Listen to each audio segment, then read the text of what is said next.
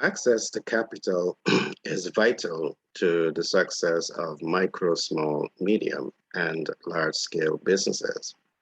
This is exactly the reason why we at Global Capital Inc. and 10X B&M LLC out of New York continue to place tremendous emphasis on heightening awareness as relates to corporate finance. By this, I mean there is an urgent need for the amplification of conversation surrounding debt capital, equity capital, credit capital, and smart capital.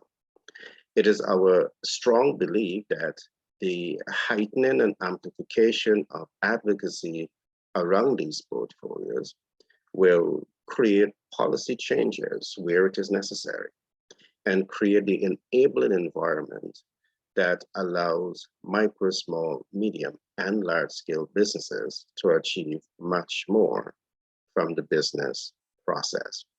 It is very clear to her that developed economies are playing on a completely different landscape than developing and middle income economy. By this, I mean that developed economies, businesses have access to these capital portfolios, debt, equity, credit, and smart capital portfolios. Middle income and developing economy, they certainly need access to these portfolios to create a more balanced and level playing field in doing business. Today, I want us to focus a little bit on equity capital and things that you should consider when you are trying to raise funds for your business scale up diversification and perhaps integrating into local, regional, international business. Important points for you to consider. But just before I get into today's program, do permit me to introduce myself. My name is Gary Thompson. I'm a business development consultant by profession. I'm a humanitarian by nature, and I'm the self-published best-selling author for several books, including Manager's Toolkit and Billionaire Codes. My most recent book is titled 10X Branding and Marketing Blueprint, Business Success Ecosystem. This book, you don't want to miss it.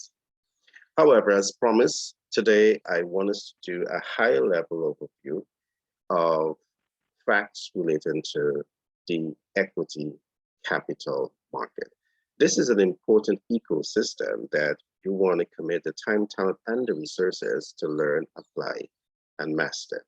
Now, one of the first things that you want to consider when you are attempting to access capital from the equity capital space is to understand what is known as the funding life cycle.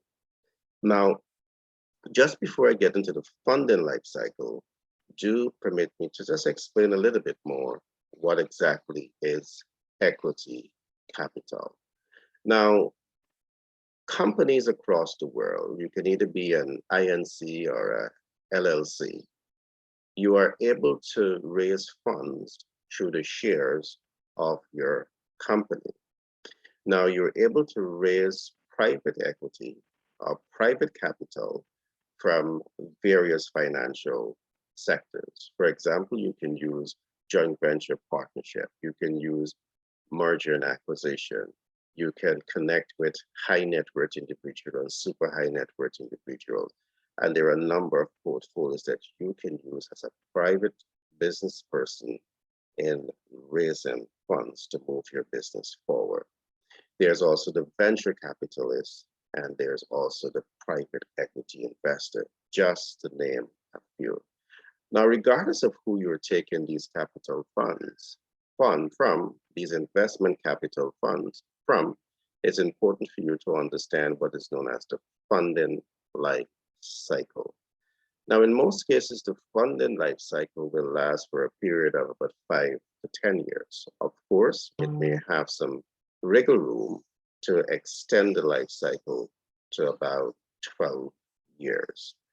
Understanding the fund life cycle is absolutely necessary. There are a number of important factors that comes under the fund life cycle that you must understand. For example, it's important for you to understand the fundraising period. That's one. It's important for you to understand the investment phases. That's two. It's important for you to understand the holding period. That's three. And most importantly, it's important for you to understand the exiting strategy. Failing to understand all of these things can leave you exposed to risk of jeopardizing the business. And this is not something that you wanted to. Again, this is why it's important for you to have the right support, the right advice on your side. You need to have the right legal team. You need to have the right, PE and VCs and, certified public accountants and these kind of business minds giving you the right mentorship, coaching, and support to get into these business deals and exit it in the safest of ways. Now, as we talk about the fundraising period, the first 5 years is normally what is allocated to the fundraising period. Why? Because the VC, venture capitalist, or the PE, the private equity investor, they may not be using their own funds to invest back into your business. If even they are putting a percentage of their capital into the investment portfolio, they're going to be raising the majority, the bulk of those capital from the market.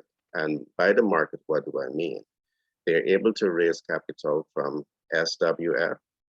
They're able to raise capital from pension funds, insurance funds, endowments. They're able to raise capital from high net worth individual and super high net worth individual, just to name a few. And of course, in raising these capital, they have an obligation to the capital sources. And they also, because they're going to be taking those funds to invest into those business, into your business. So this process is important for you to understand it. Now, the investment phase is another important phase here because they're not going to pump the entire investment sum into your business at phase one.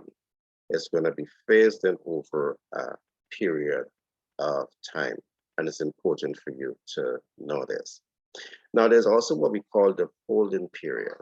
The holding period may be considered the life cycle of the portfolio that the VC and PE have with you. But within the life cycle, by the 5-year life cycle of that portfolio, they're already beginning to think their exiting strategy because they have to reallocate those monies to either SWF, pension funds, insurance funds, high net worth individuals, super high net worth individual, or endowment. They have to return those funds. So they're going to be thinking about the exit strategy. And of course, there is a number of strategies that they would use in exiting. And if you are not aware of these exiting strategy, as you enter into these deals and all you're thinking about is cash flow maximization, you can hurt yourself in this entire business process. Something that must stand out here, tremendously stand out here, is what we call the term sheet. At another date, I'm going to get into the term sheet. But there are a number of tools that are used, or the VC or the PE will use to exit their business. You have trade sales. That is one avenue that is used to exit. You have secondary sales. That's another avenue that is used to exit. And they have initial public offer, which is IPO. Now let's talk a little bit about the IPO. Remember, you raise private funds to pump into your business, but you raise the fund by working with the venture capitalist and the private equity investor. They, by extension, would have used funds from either SWF, pension fund, insurance funds, endowment, high net worth individual, or super high net worth individual. That simply means that they borrow money that has a finite life cycle. the life cycle is gonna come to an end. And by the time that debt life cycle comes to an end, they want to pay back those monies. So they're constantly thinking of ways to exit so as to raise back the capital to pay off that debt. Their inability to pay that debt will significantly undermine their credibility. And if their credibility is undermined, it means that they cannot raise funds in the market easily to help businesses to grow. But taking you IPO, it means that they're moving you from a private limited company into a public limited company.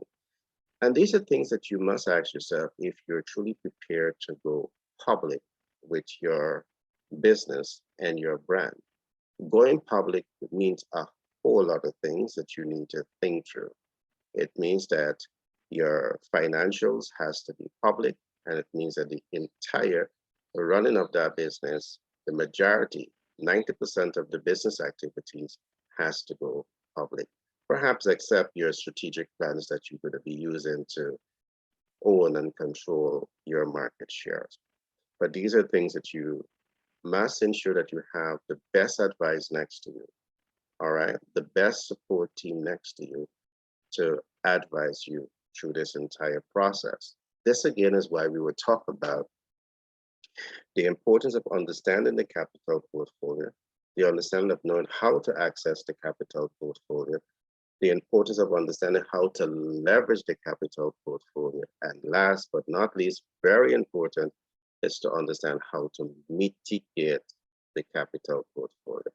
Because it is in the mitigation process, whether you're dealing with debt, equity, credit, or smart capital, it is in the mitigation process that you're able to clearly identify how to exit any debt portfolio and smile, because your interest and your safety is optimized, is amplified, and your interest will be highly protected.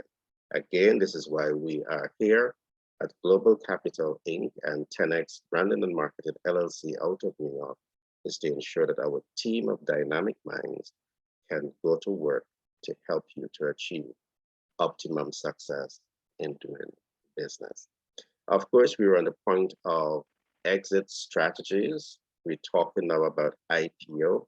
You need to make this decision if this is where you want to go when you're accessing capital from the equity capital space. Another approach that is used to exit is what we call recapitalization and liquidation and write-off. You need to know these things, or at least you need to ensure that you're working with your financial advisors that understand these portfolios and can help you effectively mitigate this entire process. All right. Now, today I just want to be brief in presenting you with this information. I just want to give you small bite-sized nuggets that you can digest and get a better understanding of. Again, I trust you would have enjoyed today's program. My name is Gary Thompson. I'm a business development consultant by profession. I'm a humanitarian by nature, and I'm the self-published best-selling author for several books, including Billionaire Codes and Manager's Toolkits. My most recent book is titled 10X Branding and Marketing Blueprint, Business Success Ecosystem. Be blessed. Remember to like, subscribe, and share if you find this information interesting. And feel free to join the conversation. See you in the next broadcast.